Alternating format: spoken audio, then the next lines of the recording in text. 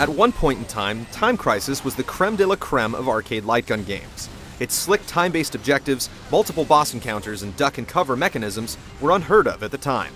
And for a while, the series enjoyed its reign as the undisputed arcade champ. But oh, how things change. Let's do this.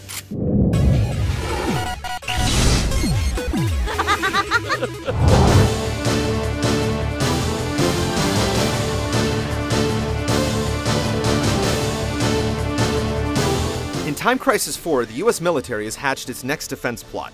About 1 billion of them, in fact, in the form of biological weapons dubbed Terabytes. Keeping all of them in one place, however, proves to be easier said than done, as a European terrorist front, known as Wolf, manages to pilfer the little critters to use for their own diabolical ends. If you haven't already guessed by now, you and a pal are assigned to clean up the government's mess with bright orange GunCon in hand. Oh, and a white dude with dreads tags along too. Let's face it, good stories have never been Time Crisis' forte. It's always been more about action-packed arcade thrills than its meager attempts at fleshing out a compelling storyline. Nothing has changed here. A bunch of annoying little flies.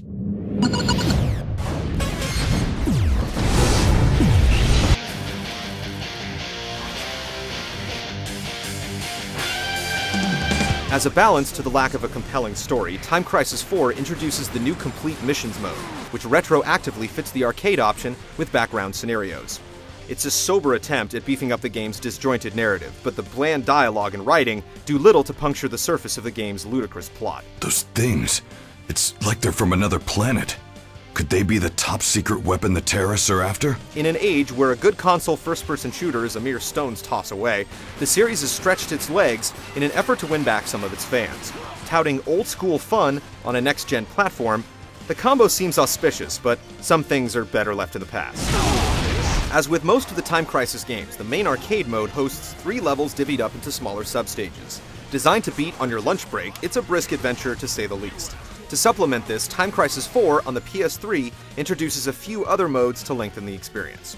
Running and gunning through the game's default arcade setting unlocks the Crisis Mission mode, which includes various challenges like eliminating swaths of enemies with limited ammunition, sniping far-off targets, and taking out hidden enemies with a single bullet.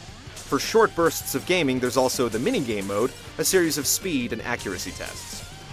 The most prominent feature outside of arcade mode, however, is the aforementioned Complete Missions mode, which discards the game's rail shooting fare for a full-fledged first-person shooter using the new GunCon controller. It's not really light on modes, but it lacks any sort of online functionality.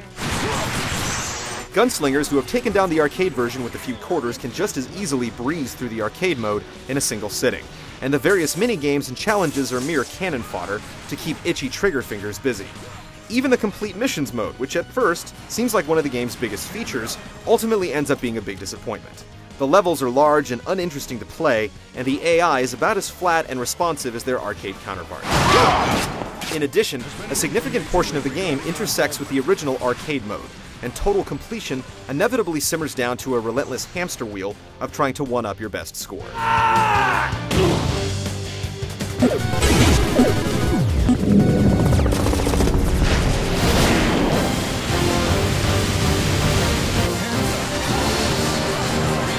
Unlike most other shooters that utilize a shoot-or-be-shot mentality, the Time Crisis series employs a defensive cover-based system where preservation is just as important as speed. While safely tucked away, players can rotate between a limited supply of machine gun, shotgun, and grenade launcher ammo to use in certain situations.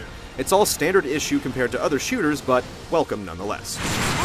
To mix things up, the game introduces a few scenarios where you can turn between screens to stave off multiple waves of enemies.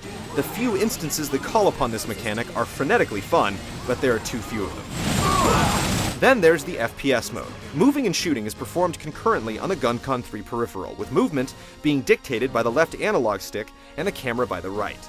The various buttons littered around the GunCon 3 also come into play, controlling functions like reloading, jumping, crouching, and zooming. When coupled with the duck and cover system, this sounds like an enticing addition, but it doesn't quite work out that way. The duck and cover system is inexplicably removed from this mode. The basic controls are unaccommodating for a first-person shooter, as trying to negotiate between turning the camera and manually aiming the gun at the same time is just too much. The idea was solid, but Time Crisis 4's FPS mode is little more than a pale imitation of the console shooters out today. It moves far too slow, and the controls are limited and clunky.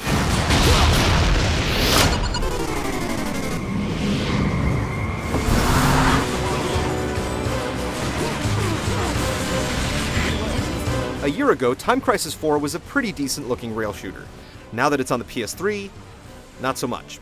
The blocky character models and stiff animation are well below what the system is capable of, and yes, the red gunshots still look like huge polygonal blobs. Luckily, the game's audio package is a little more merciful on the senses, but not by much. The soundtrack chimes in at the right times with the bravado of a Hollywood action movie,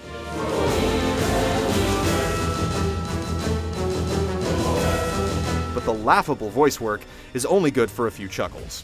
What are you trying to do? Where's your patriotism? What good is patriotism?